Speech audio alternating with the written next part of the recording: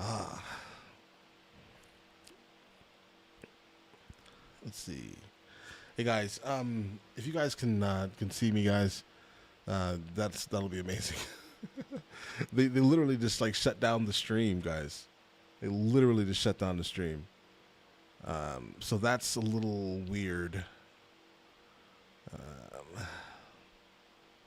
That is weird, bro. This has never happened. I don't know what to do with myself now. I think I just lost all you guys. I sure did. I'm just here talking to myself now. You know, the normal, right? Let's see. Bro.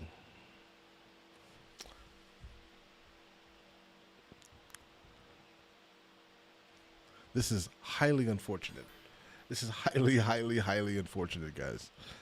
Um, we get all you guys together, and then they literally cancel my stream, bro.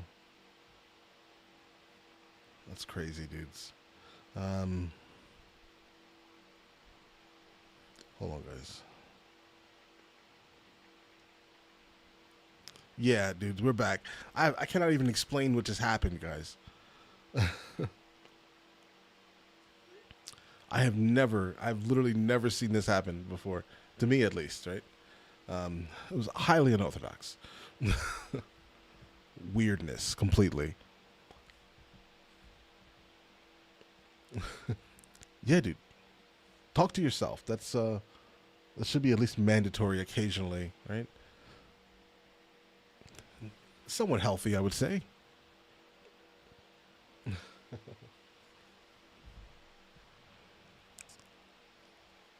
We need more System of a Down. Yeah, dude. I know.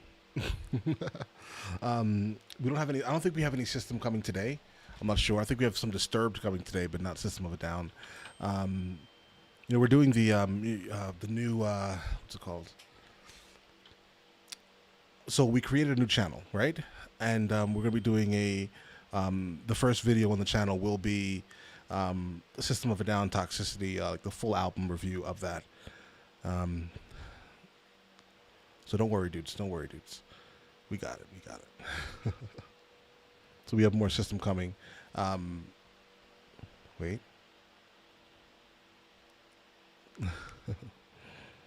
Let's see, dudes. Hold on. So we'll go ahead and get started. I guess now we have to wait about roughly 5 minutes or so. Then we'll go ahead and get this started.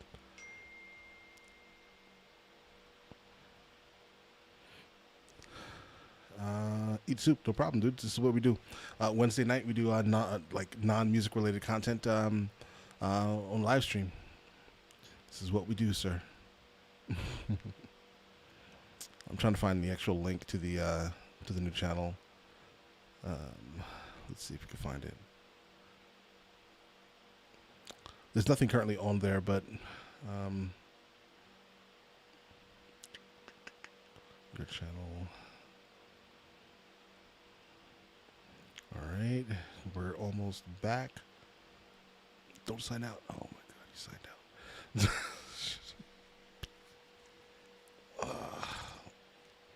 Well, it was fun. I think I just signed out my. Okay, I did. I sure did. I sure did just sign out. Oh. Wait. Sorry for the delays, dudes. We're just trying to get this. Make sure everything is done correctly here.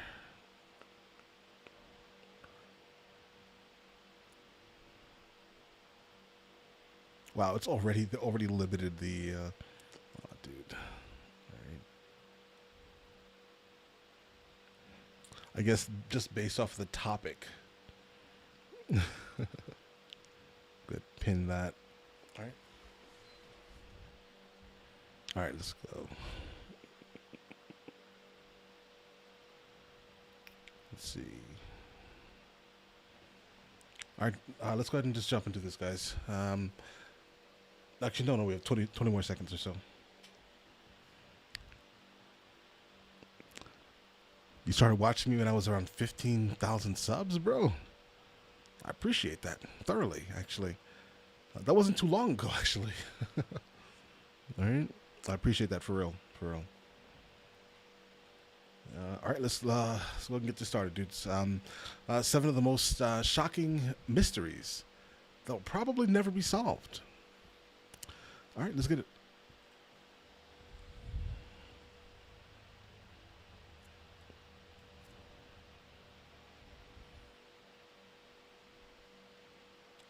Wait, hold on, guys.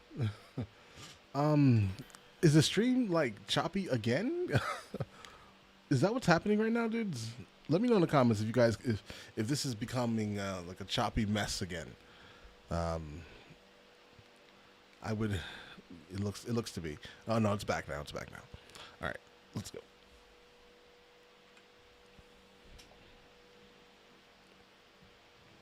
No. No, it's choppy. Bros, I have no idea what's actually happening right now, dudes. I have no idea what's actually going on, dudes.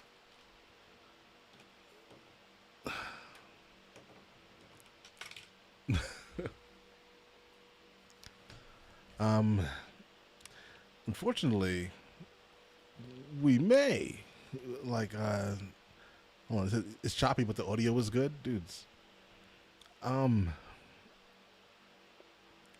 It's on and off. I wonder if it's the temperature.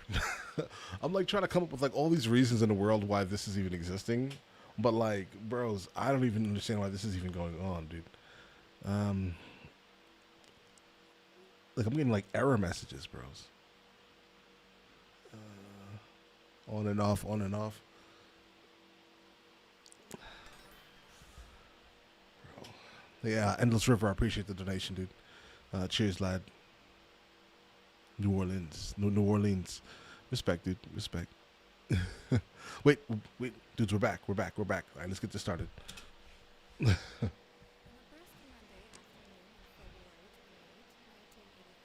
All right.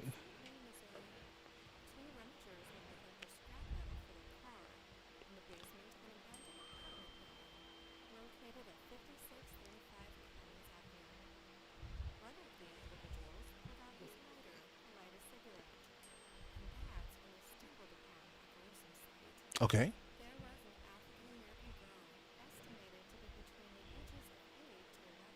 All right.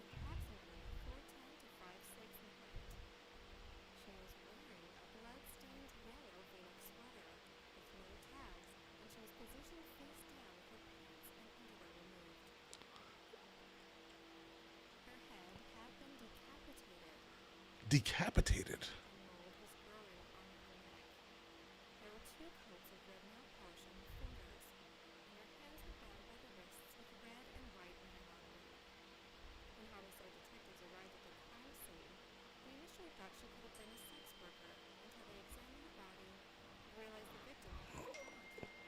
Wait, the video has no sound. What do you mean? We just having a bad day today? Oh no. Hold on, guys. The video has no sound. All right. We're gonna get this. We're gonna get this going. All right.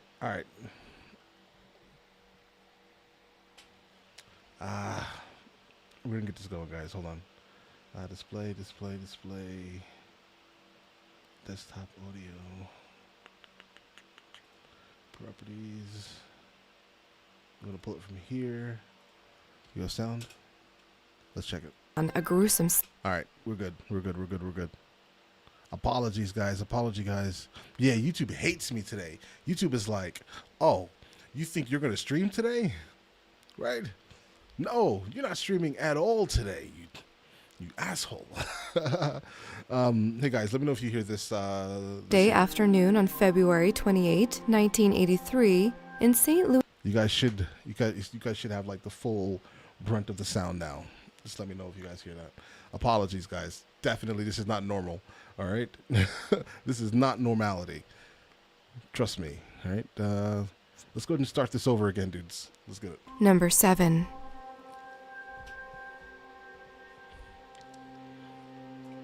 On a brisk Monday afternoon on February 28, 1983, in St. Louis, Missouri, 2 rummagers went looking for scrap metal for their car in the basement of an abandoned apartment building located at 5635 Clemens Avenue. One of the individuals pulled out his lighter to light a cigarette. Yes, it's extremely tough in these YouTube streets. Yes. And that's when they stumbled upon a gruesome sight.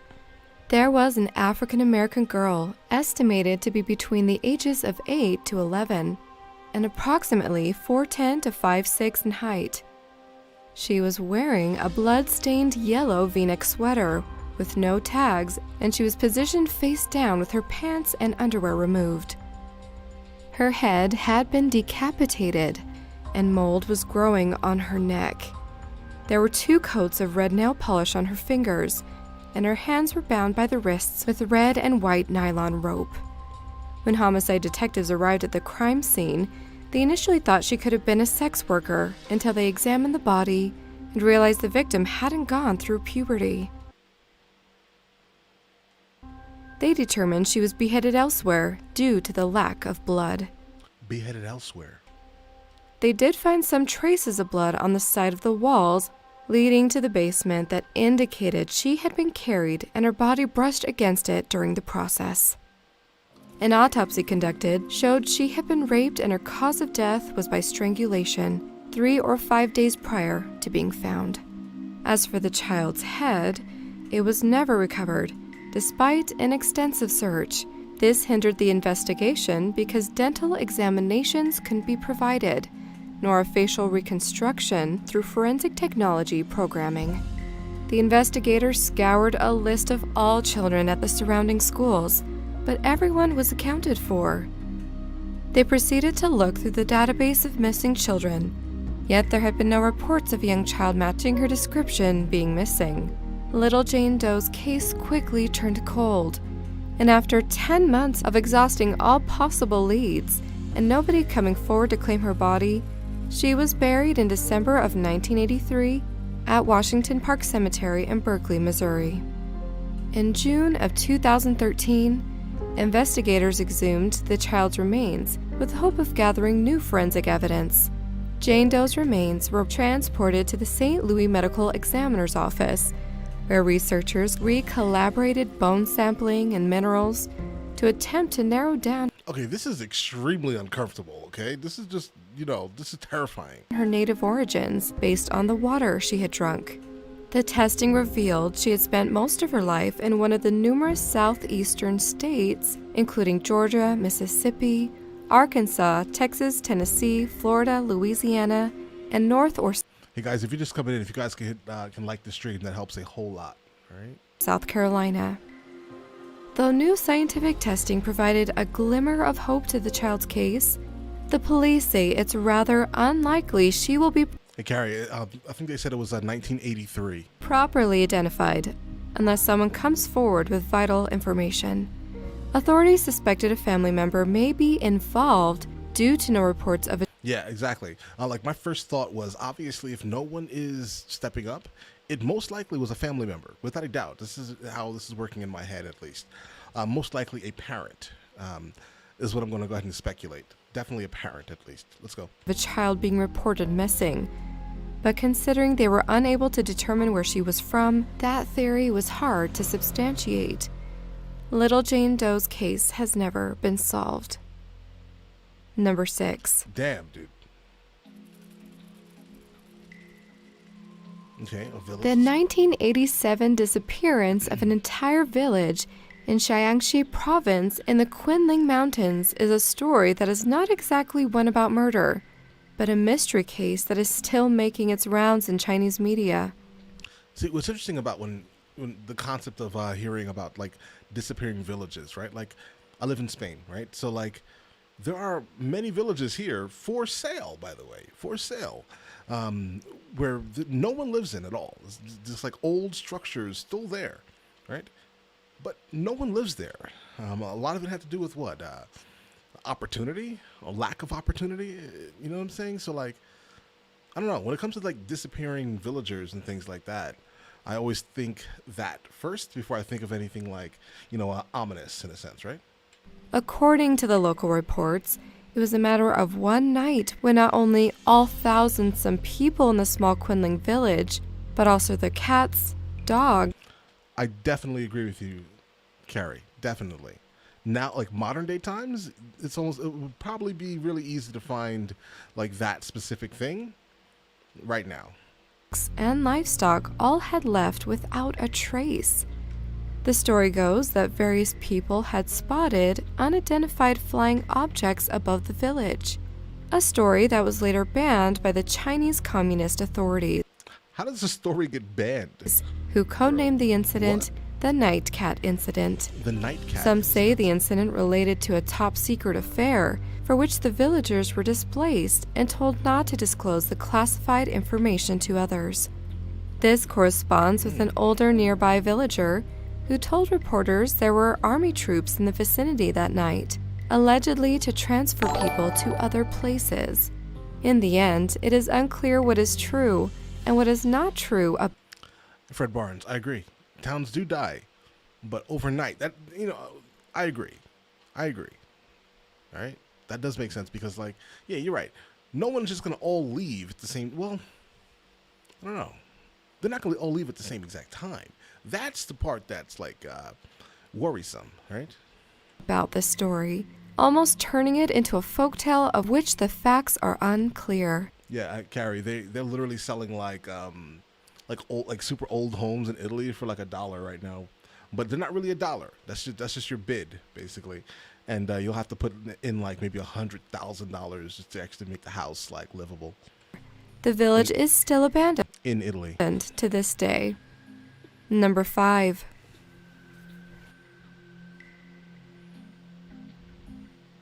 The Wonderland murders was an unsolved crime where 4 people were brutally killed in the Laurel Canyon area of Los Angeles, California on July 1, 1981. The true story of the Wonderland murders involves drugs and drug dealers, an infamous porn star and one of the wealthiest, most powerful people in Los Angeles in the 70s and 80s, a skeevy businessman who owned a number of infamous Hollywood clubs. Businessman. The killing, commonly referred to as the 4 on the floor murder, was vicious and bloody. Authorities never truly figured out who committed the crime, although they're fairly confident in their suspicions. All right. The case involved the 80s famous porn star John Holmes, a person who was quite addicted to drugs. 80s famous porn star John Holmes. Just so you guys can see his name.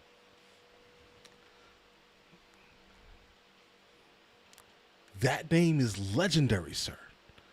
All right? Respect. A person who was quite addicted to drugs, so addicted that he would go to extremes to get the money to buy them, including robbing the home of Eddie Nash, a very wealthy nightclub owner. Alongside with the Wonderland gang constituted by Ronnie Lee Ron Lanius, the leader, Joy Audrey Goldmiller, the leaseholder. That's like a super Hollywood name. I think I need to get like a Hollywood name, bro. William Raymond Billy DeVerrell, Lanius's right-hand man and Miller's live-in boyfriend, David Lind, and finally Tracy Ray McCourt. By June 1981, Holmes was in over his head in the world of drugs. He was severely in debt and was stealing cash. Okay, I would honestly prefer for this man not to, specifically, be naked on my screen consistently. From his dealings, money which belonged to the Wonderland gang to buy more drugs for himself. When the group realized what Holmes was doing, they... Hey, Derek Saunders, interestingly, as I'm listening to this story, I'm like, wait, I think I know this story from somewhere, right? So maybe this was a movie. Potentially. Let's go. Took his keys to the Wonderland house, beat him up, and threatened his life if he didn't fix the situation. Ooh. Knowing how dangerous the men were, Holmes was frightened, and he came up with a plan to assist the gang in robbing one of his wealthy acquaintances, who was known to keep a trove of drugs, money, and other valuables in his home. Holmes drew a map of the inside of his friend's house, which directed the Wonderland gang on where to find the valuables. At midnight on June 29... Was that Ron Jeremy? Legend. In 1981, the group gave Holmes $400 to purchase drugs from his friend. He hung out with him for 6 hours, All right. and upon leaving, made sure the back door was unlocked so the gang Oh, the back door was unlocked. Okay. could gain entrance to the home. Armed with guns and fake police badges, Deverell, Lanius, McCourt, and Lind stormed Eddie Nash's house. Lind attempted to subdue one of Nash's bodyguards with handcuffs and accidentally shot him in the process. The men made their way to Nash's safe in his bedroom. They held Nash at gunpoint and forced him to give them the combination. The group made off with 8 pounds of cocaine, heroin, 8 pounds.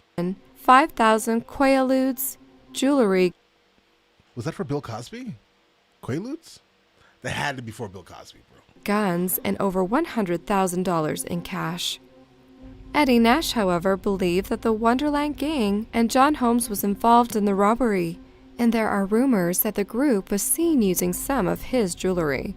2 days after the robbery, on July 1, 1981, at 3 a.m., a group entered the townhouse at 8763 Wonderland Avenue and bludgeoned to death Lanius, Deverell, Miller, and Barbara Richardson.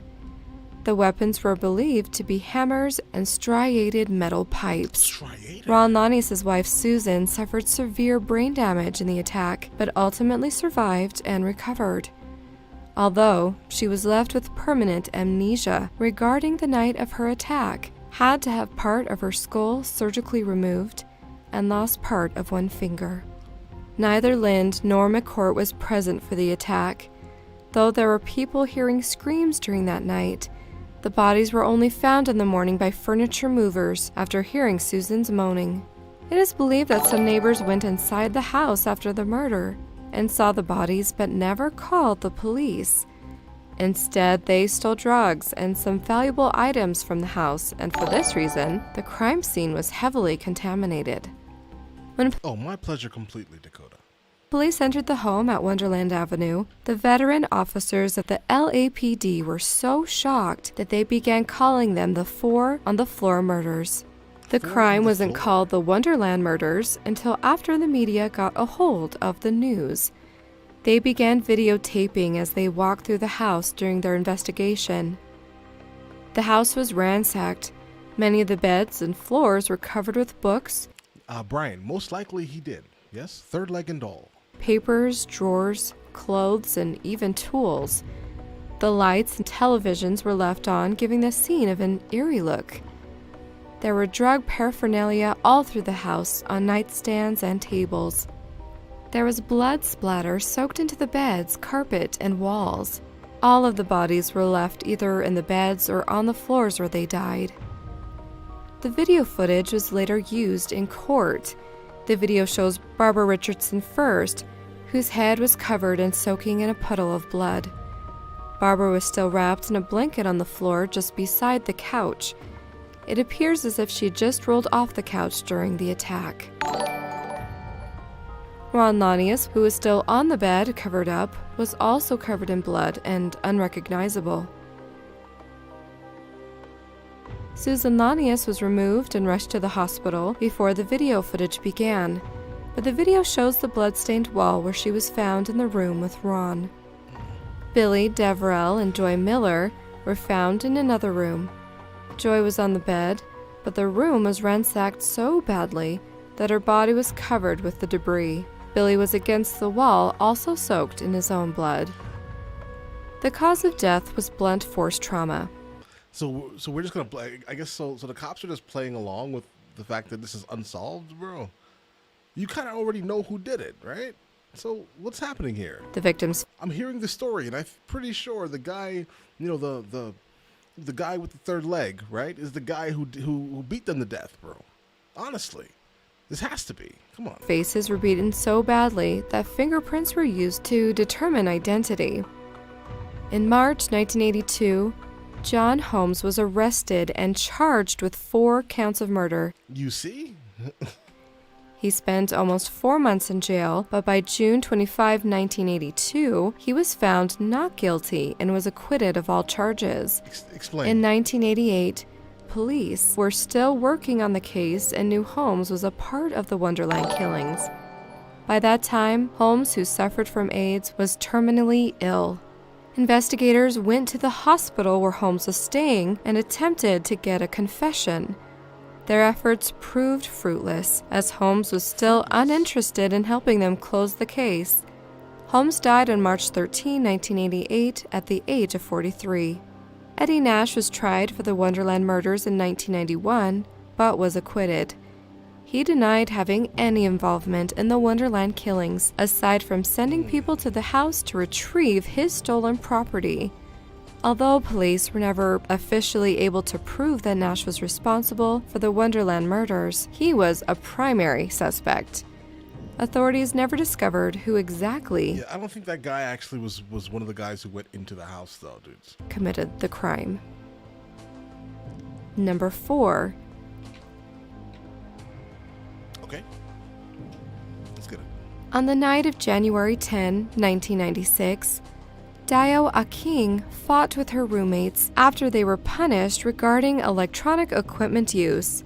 She decided to go Punished for using electronic equipment? outside for a walk to calm down. Aking walked out onto Qingdao Street wearing a red coat. She never returned.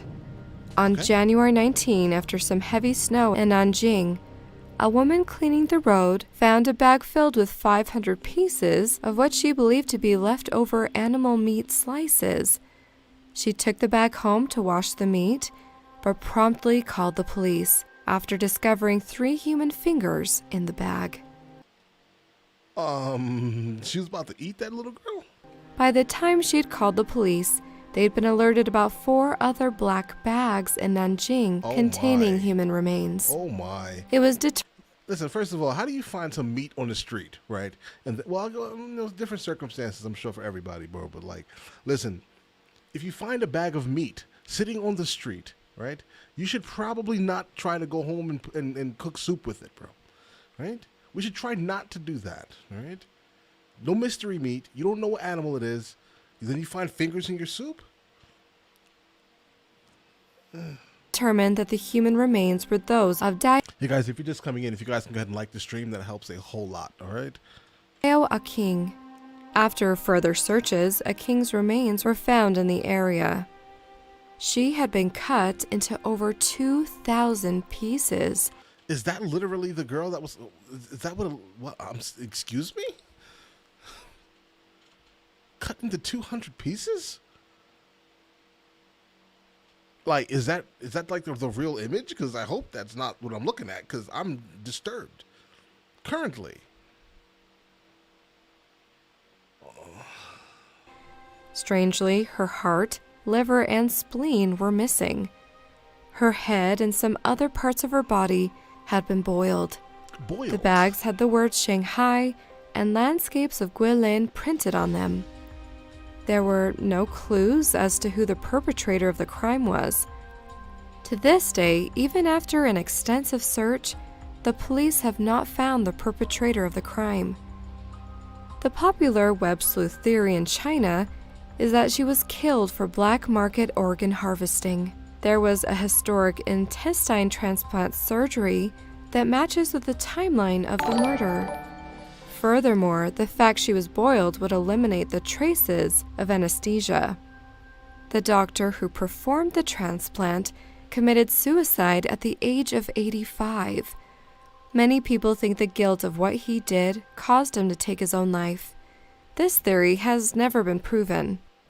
Man, The this is case has horrific. almost become a sort of urban legend in China, especially since she left wearing a red coat. All right. In Chinese culture, red holds a very significant place, It does. and it is associated with a god or a threatening ghost, along with religious and spiritual significance. Despite extensive police research, there have been no leads. Like, are these like real photos of like what was like? Are you forcing me to legitimately look at like human like meat, bro? Is this what this? I'm disturbed. I'll be honest. This is extremely disturbing here. Leads to the murderer. Number 3. Okay.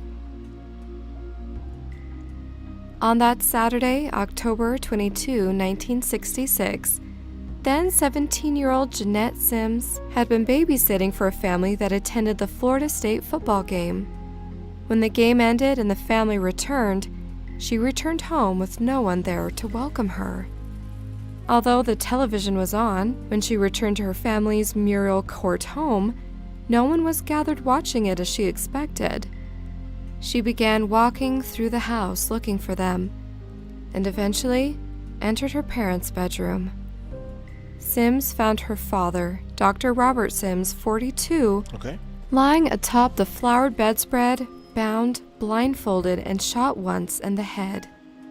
On the beige carpet, she found her mother, Helen Sims, 34, bound, blindfolded, and shot twice in the head and once in her leg. Diagonal to her mother, Sims found her younger sister, Joy Lynn, 12, still in her nightgown. Joy had been shot in the head once and stabbed 7 times in the abdomen. Her underwear was pulled down around her ankles. Urgently, Jeannie called the Beavis Funeral Home. It was customary at the time to use the local funeral home as an ambulance service. Rocky Beavis, 16, and his father were the first to arrive at the scene after Jeannie called. They were unable to save the father, Dr. Robert Sims, but Helen was transported to the hospital. She was in a coma and passed away 9 days later, never able to speak of what happened to her and her family. Almost immediately, robbery was ruled out as a motive for the murders.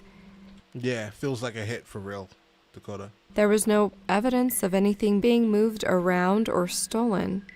There were no signs of forced entry, and neighbors told authorities they had not seen or heard anything unusual around the time of the killings. The investigation had few leads for suspects.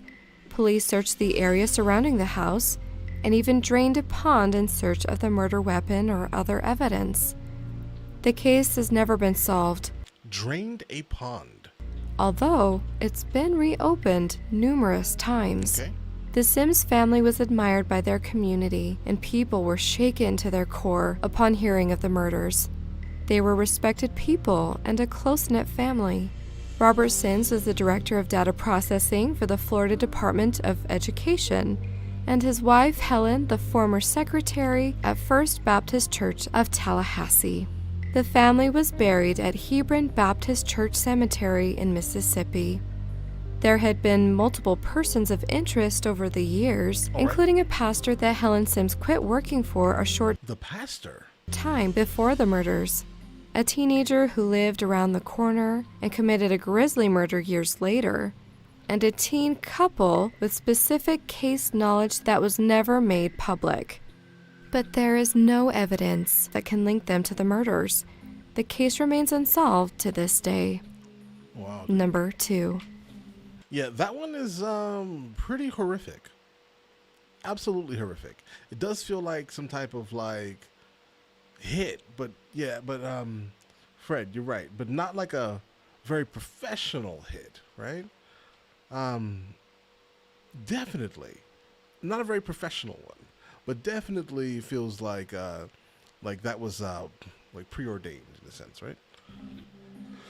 Hey guys, if you're just coming in, if you guys can like this stream, helps a whole lot. On November 5 of 2000. And yes, obviously, welcome to all the new subscribers. I think since we've been in here, we pulled a little over 100, right? Welcome. Let's go. 2009, a 13-year-old boy named Kwang Ji-jun, the only son in his family, was found dead hanging from the roof at his home. Ji-jun was wearing a red dress, later identified as a relative's, over a woman's black swimming suit, which was reportedly never traced. 2 pieces of black cloth had also been used as breast padding. Ji-jun's body was hanging from the wooden beam, with both hands and feet tied firmly, a weight tied around his feet. On October 25, 2009, before returning to school, the boy told his parents he was going to weed the old house next week. During the following week, his parents got no news from him and they started to get worried. On November 3, his father called him and no one answered. He contacted the school, but teachers told him the boy had been absent from school for 4 days. More than 30 students did not attend a class that week because of the flu epidemic. The Kwang's absence had been overlooked as a result. The father immediately went to their old house, where he found that the front door and side door were locked, but that the back door was open. Police investigated the scene and found no signs of property theft. The boy had 32 won in his pocket, and his cell phone was still in his school bag.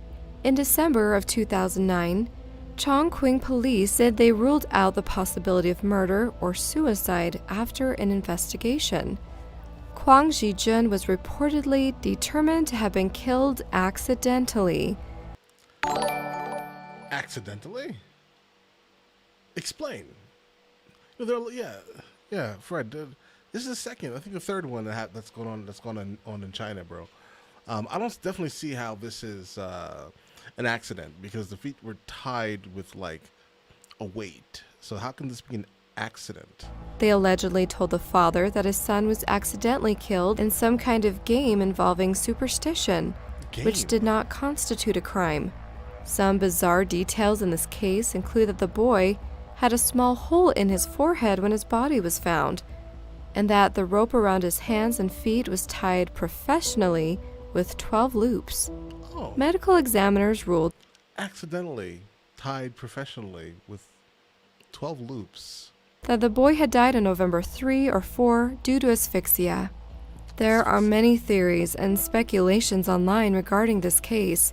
A majority of people that looks like an accident. will say that the boy's death was caused by some kind of sinister, superstitious rite.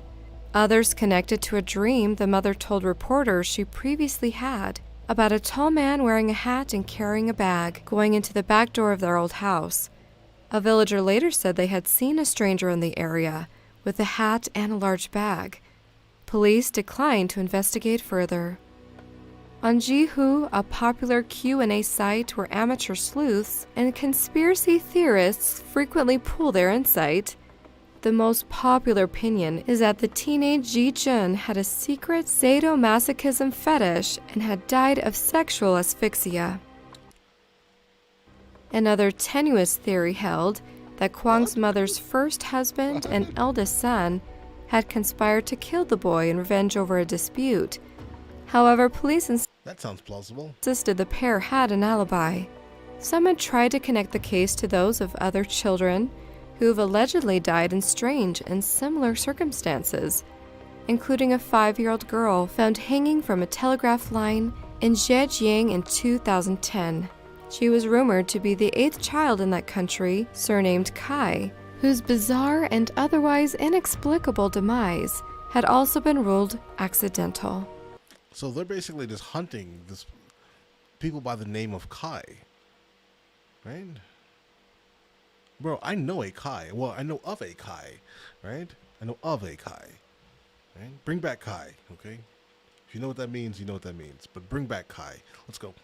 None of these explanations have proved particularly convincing, however, and the case remains a near insoluble mystery to this day. Number 1. Hey, TW. Generally, everything that I post, I generally get 3 dislikes. I don't know where they come from, but it's fine. 3 people absolutely hate everything that I do on this channel, but yet they still subscribe, and yet they don't realize one thing, right? They don't realize one serious thing. You disliking the video is still engagement. So thank you for engaging with my content, sir or madam. Keep disliking. In 1984, an unemployed guy called Gunther Stahl, who used to work as a technician in the food Is that even a real name, bro? Gunther Stahl. industry from Onshausen in Germany, is suffering from paranoia. From time to time, he talks about them who want to hurt or kill him, but never says who they are. On the 25th of October 1984, around 11 p.m., while his wife is present, he suddenly stands up from his chair and says, "Just get mir and licked off," which translated, "I got it," or "now I understand," and writes down YOGTZE and leaves. Later that night, But why does that look familiar? YOG. That looks super familiar for some reason. he shows up in his favorite pub in Wilnsdorf. He orders a beer, but suddenly falls from his chair and hurts his face. Witnesses say that he was not drunk at this time. He leaves immediately after and shows up at 1 a.m. in Hagerseelbach, where he grew up, and knocked at the door of an old lady who was his former neighbor. She was known for her religiosity, and he was eager to come in and have a talk with her. According to her, he was talking about horrible incidents which will take place tonight. At the end, she didn't let him in because it was 1 a.m. and he seemed confused. At 3 a.m., 2 truck drivers found Stahl's damaged car in the roadside ditch of the Autobahn 45 near Hagenstadt. Both witnessed they saw 4 men in bright clothes walking around the wreck. They stopped, stepped out of their truck, and headed to the emergency telephone nearby at the side of the road to call for help. After that, they walked over to the wreck and found Stahl in his car. He was naked and heavily injured, but conscious. Naked. He said that there used to be other men Where are his clothes? with him in the car, but that they hit the road. He died in the ambulance on his way to the hospital. The police later found out that the deadly injury was not caused by the accident, but that someone had driven over him while he was already naked and later put him. Well, why was he naked? Someone drove over his naked body? But why is he naked? Why, hello, Dusty. Into his car. Till this day, no one knows what really happened that night and what the meaning of YOGTZE is. That looks super familiar, bro. All right, dudes. We may be able to watch at least one more, potentially. Oh, yeah, here. Perfect. Perfection. Let's see. Yes.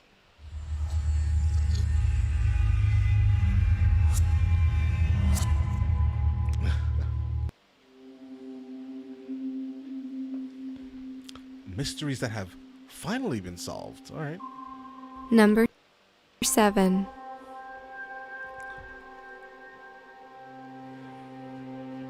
On Monday, September 17, 2001, a man is found dead in a motel room in Amanda Park, Washington. Okay. He had used his belt to hang himself inside of a closet. Oh, did he? 3 days previously, on Friday, September 14th, the man checks in using the name Lyle Stevik and the address 10. Bro, that looks like a fake image. 14th, the man checked. Like, is that real? He doesn't look real. He looks like almost like a computer generation of some sorts.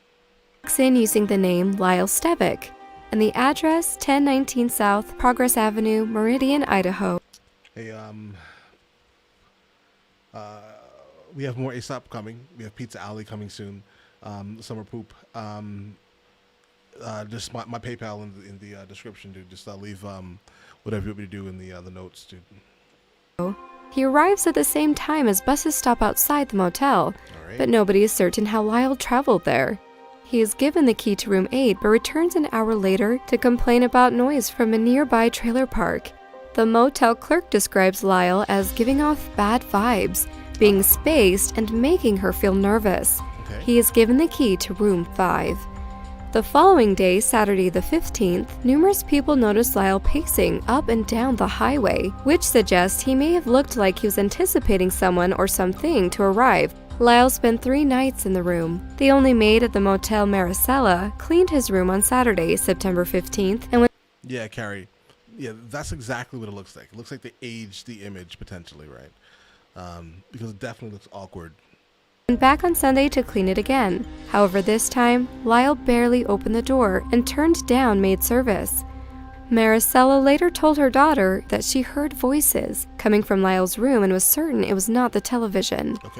On Monday, September 17, Lyle should have checked out of his room by 11:30. When he had not, Maricela knocked on the door. No answer. She opened the door and with her key walked into the room. She saw Lyle kneeling, his back facing her. She thought he was praying, but something did not feel right, so she left the room and called the motel owner.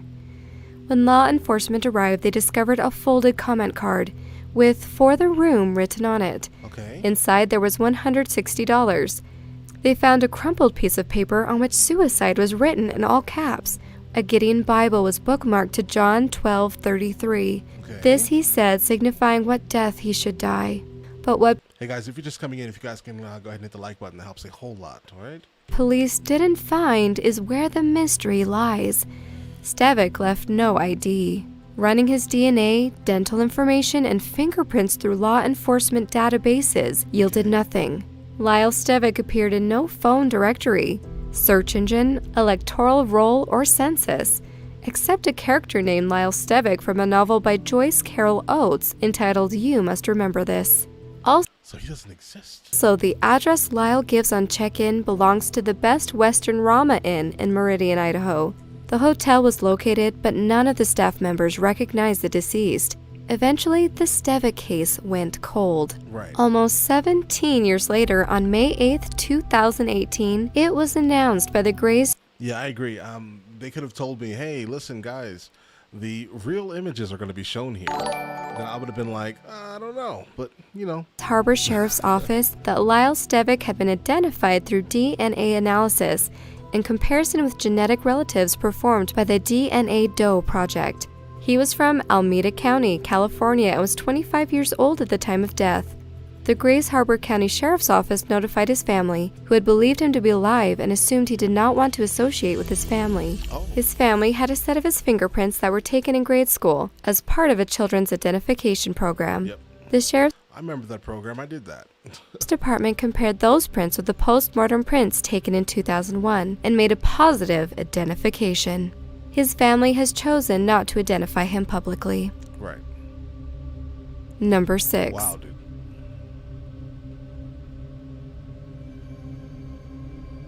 When 3-month-old Ryan Stallings became ill on July 9, 1989, Hey, David, I think we do have dropping bodies on the channel, dude. his mother, Patricia Stallings, rushed him to the hospital. Sometimes it's kind of a blur, bro, because within the last 6 months we've done hold on, we have almost 1,300 songs since in the last 6 months, dude. I think we have dropping bodies. If not, I've heard it, basically. In St. Louis, Missouri, where tests detected high levels of ethylene glycol, the main ingredient in antifreeze, in his blood. Right. On the suspicion that he had been poisoned, Ryan was placed in protective custody. A few weeks later, Patricia was permitted to visit him briefly. Ryan died the next day, September 4, and Patricia was arrested and charged with murder the day after that. Bro. Antifreeze was found in the basement of the Stallings home on Lake Wawanoka in Jefferson County, west of St. Louis.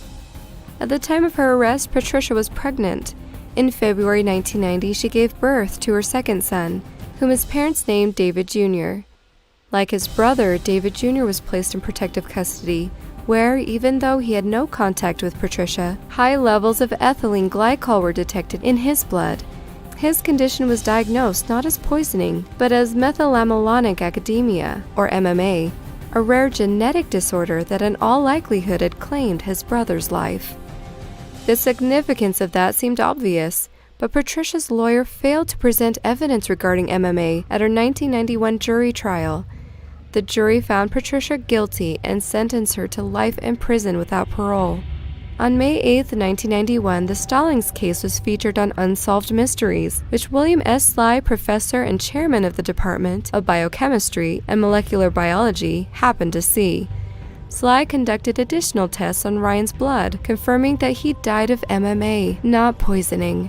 On September 20, 1991, police announced at a press conference that the charges were being dismissed. The same day, David Jr. was returned to the custody of his parents. With treatment, his long-term prognosis was thought to be good.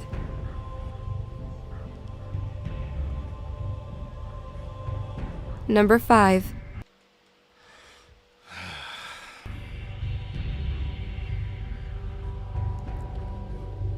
On the 22nd November 1963, one of America's most controversial presidents was sitting in the back of a 1961 Lincoln Continental, four-door convertible as it made a wide turn onto Elm Street at Dealey Plaza, Dallas. His journey was a part of his official tour of Texas, and many people had lined the roads to see their president pass by. As the car rolled through the open, grassy area of Dealey Plaza, A man standing by the side of the road opened an umbrella, even though it was a bright sunny day and no sign of rain.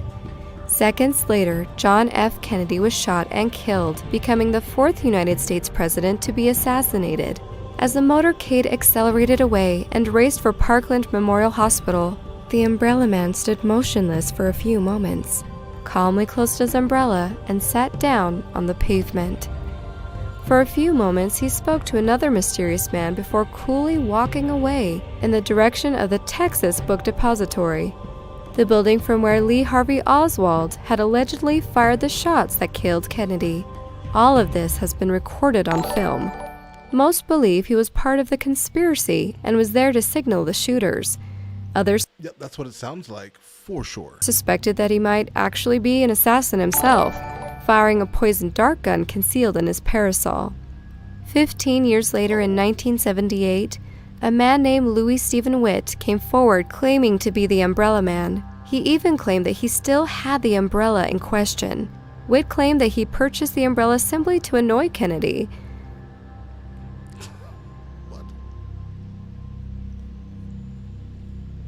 Okay. Decades later, Joseph Kennedy, the president's father, had been a supporter of British Prime Minister Neville Chamberlain. Neville Chamberlain, in turn, had been an appeaser of the Nazi Party, once traveling to Hitler's private retreat to smooth things over with Führer himself. Those who opposed Chamberlain's work soon began to mock him, using a signature accessory of his as their ammunition, his large black umbrella, ever present by his side. Throughout the 1930s and 40s, the black umbrella had been used in satirical cartoons to poke fun at the Prime Minister, as well as in protest. Witt's only intent that fateful November day was to wave the black umbrella at Kennedy in hopes that he would recognize its symbolism. I don't know about all of that, bro. I don't know. I don't know. Number 4.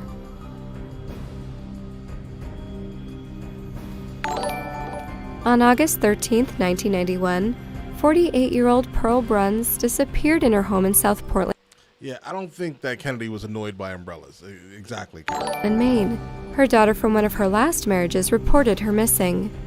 A police detective, Linda Barker, went to check into her house and found that Pearl's personal belongings, such as jewelry and clothing, were all still there, including her beloved Cadillac.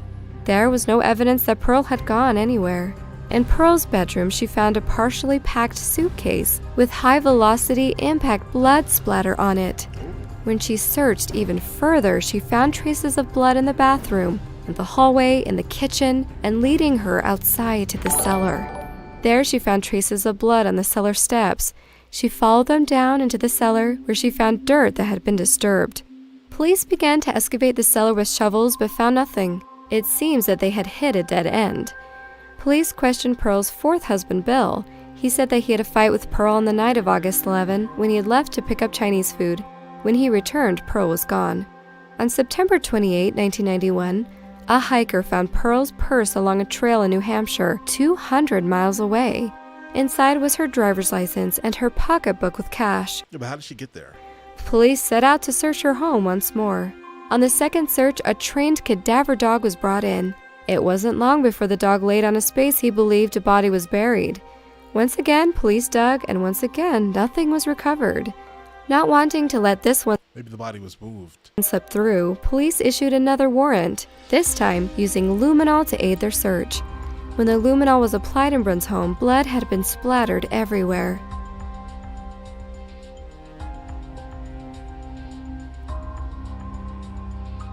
On the steps leading down to the basement, more blood. Each step indicated that a bloody object had been dragged downstairs.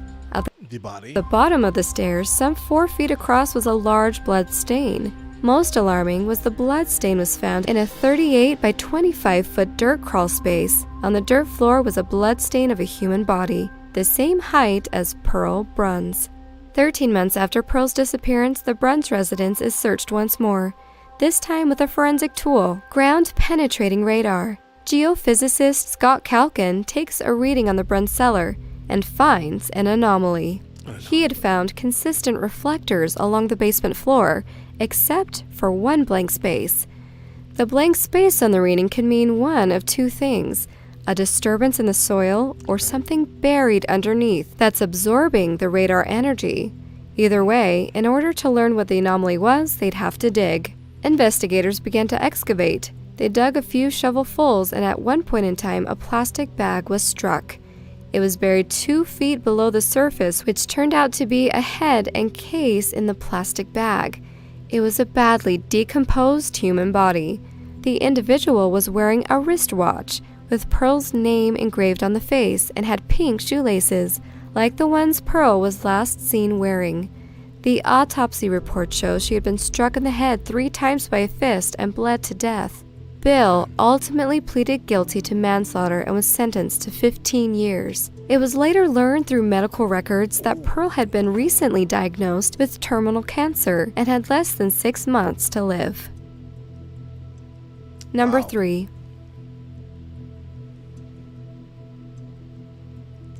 On the night of Exactly, Fred. They should have used that a long time ago.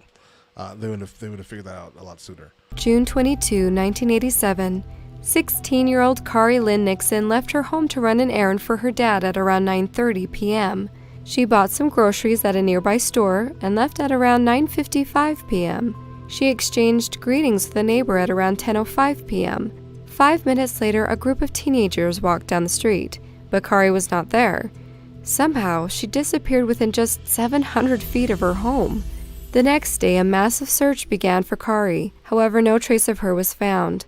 Some believe that she was abducted by a stranger, while others believe that she ran away. On June 5, 1989, the New Kids on the Block filmed a music video at one of The New Kids on the Block. I remember that group. their concerts in Los Angeles, They were- California. Okay. In March 1991, Kari's parents viewed it and noticed a girl in the audience that looked just like her. Right. Nixon's story made it into a second episode of Unsolved Mysteries, which featured the video clip. New Kids on the Block got involved, asking the girl to step forward. The girl did come forward, Didn't Eminem say something about them, like in one of his older songs? but it wasn't Nixon. Then on January 28, 1994, almost 7 years after Kari vanished, Okay. her body was unearthed in a shallow grave only miles from her home. Robert Anthony Jones confessed to her kidnapping, rape, and murder. He had been arrested for numerous bank robberies. He had confessed to her murder in an effort to get his wife Teresa a lighter sentence for driving the getaway car from a local bank heist with their 2 children inside. He had kidnapped Kari at gunpoint and drove her to his parents' camp, where he raped, strangled, and shot her. He buried her on the remote J property the following morning. At the time, he was 23 years old and living in Bar Harbor, Maine, with his family. He had returned to his hometown for a long week visit when he abducted Kari, whom he had spotted while he was buying beer at the local store. He later returned to the Ausable Forks area where he settled with his family, only 200 yards from where he had buried her. Under the negotiated plea, he secured an 18-year-to-life sentence for the robberies and her murder. Number 2. Hey Carrie, I think the bar that I'm referring to is like the New Kids on the Block suck a lot of yes.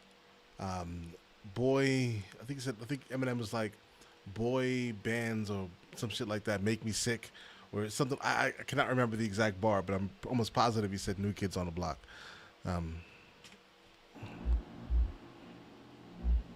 One morning in October 1966, 38-year-old Louise Pietrowick kissed her daughter, her only child, goodbye as she left for school. That was one of the last times anyone remembers seeing her. Sometime after that, Pietrowick seemingly vaporized, leaving behind almost no trace except for the pocketbook that was later discovered by the side of the road. Her disappearance, as decades went by and investigators made little progress, increasingly seemed like a mystery that would never be solved. Her daughter feared that her mother, who she had last seen when she was 11, would be forgotten. But after Hey guys, if you're just coming in, if you guys can go ahead and hit the like button, that helps a whole lot. All right. 51 years later, on March 19, 2018, investigators uncovered skeletal remains buried near the basement of a home in Southold, on the northern tip of Long Island. DNA tests confirmed Ooh, Long Island. Okay. it to be Pietrowick's. The home had once belonged to a married police officer, William Boken, with whom she had a romantic relationship with after she left her husband. Also, Boken nearly disappeared himself, leaving his job, the area, and his own family not long after Pietrowick vanished. He died in New York City in 1982 and was buried on Hart Island, the city's potter's field. Investigators had searched the basement of the house in 2013 and even dug up part of it, but nothing was found. In March 19, investigators returned to the basement and searched an area just a few feet away. Bro, those old bathing suits were absolutely hilarious. All right, absolutely hilarious to look at for too long, right? The police were led back to the basement after Boken's former wife told a detective that a body had been wrapped in burlap and buried. Police, using a ground-penetrating sonar echolocating device, did not find anything initially, but they continued digging deeper through concrete and dirt. After reaching about 7 feet, a jawbone was found. Soon after, they uncovered an entire skeleton. Oh. Number 1. Mystery of the Never-Ending Road. In Corona, California, USA, All right. there once was a road in the mid-1990s, known by most locals as the Never-Ending Road. Specifically, the road's sure the true road name was ends. Lester Road. Now, after 20 years later, the landscape of Corona has changed, and the Never-Ending Road is no more. However, years ago, Lester Road was an unlit road that people claim became a never-ending road when driven at night. The people who made such a drive were never seen or heard from again. The legend became so well known that people refused to even drive Lester Road during the day. Many teens drove up Lester Road at night in an effort to prove others wrong, but they never returned again. The perpetuation of the legend convinced local law enforcement to investigate. Hey, Crypto Dog, I literally have no Tupac reactions planned, actually. I think it would be decent at least, right? But, because I cannot give you, hold on, no. I know Tupac did a song called Hit 'Em Up, right? I think, he has a song called, California Love, right? But like listen, my Tupac knowledge is like zero, bro. I'm not even gonna lie to you. it's like literally zero. All right. But eventually I'll get into some Tupac though. Eventually. Lester Road took a sharp left turn at its end, and there were no guardrails.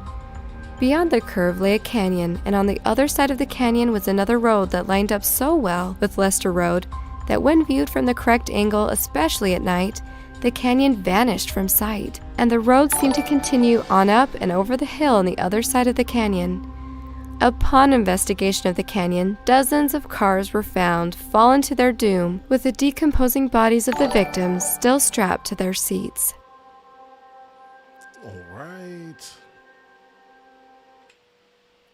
All right, guys. So here's the thing. We're gonna go ahead and get out of here now, dudes. Listen, in the pinned comment is the new channel that I'm working on, where we're just gonna be doing album reviews exclusively, all types of genres. You know what I'm saying? If that interests you, if you guys can subscribe over there, that'll help amazingly, right? Get us started. All right, dudes. Listen,